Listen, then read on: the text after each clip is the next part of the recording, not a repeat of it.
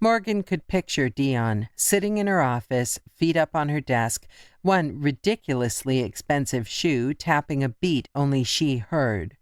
Her smile would be subtle, a bit secretive, as she looked out over the Manhattan skyline while enjoying their familiar banter and sipped a glass of after-work Napoleon brandy.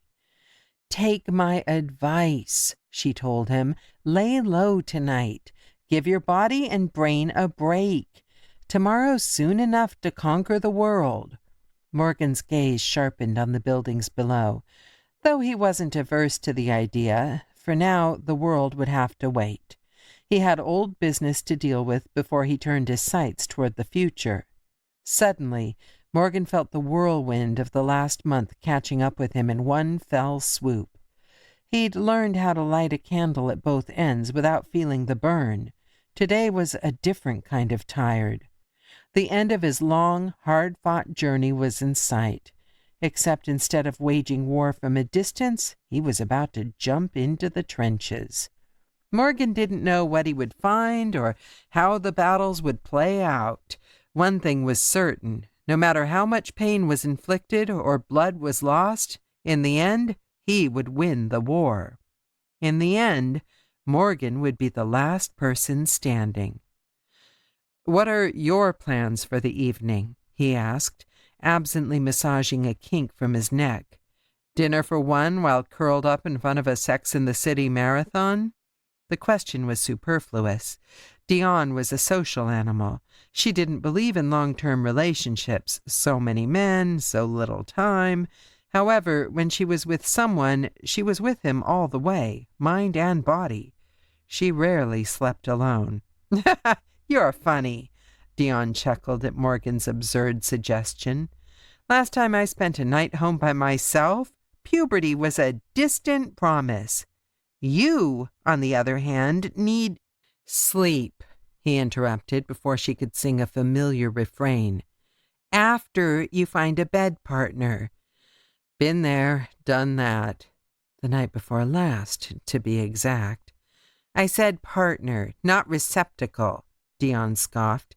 "Any beast can copulate." She enjoyed herself. Morgan always gave as good as he got. "Did you?" Coming from his assistant, a woman whose salary he paid, some might think the question at best rude and intrusive. Those people didn't understand how Morgan and Dion operated. They had an unusual dynamic that went beyond boss and employee. Friends? Yes, but more. Put them in separate rooms with no prior coaching, both would say, without hesitation, they were family. Morgan didn't give Dion's query a second thought beyond rolling his eyes, as a brother would when faced with an annoying but loved younger sister. "Sex is always fun, Dion. Otherwise, why bother?" "Did you laugh? Or talk? After? Did you stay for more than a cursory minute or two? Did you cuddle?" Morgan suppressed a groan. At times, his hard-as-nails take-no-shit assistant was such a freaking girl. "I don't cuddle." Dion didn't bother to hide her reaction. She groaned with vigor. "Lord, sometimes you are such a guy."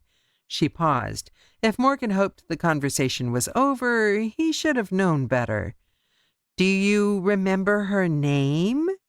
"Anne Cleves," he answered. Not 100% he was right.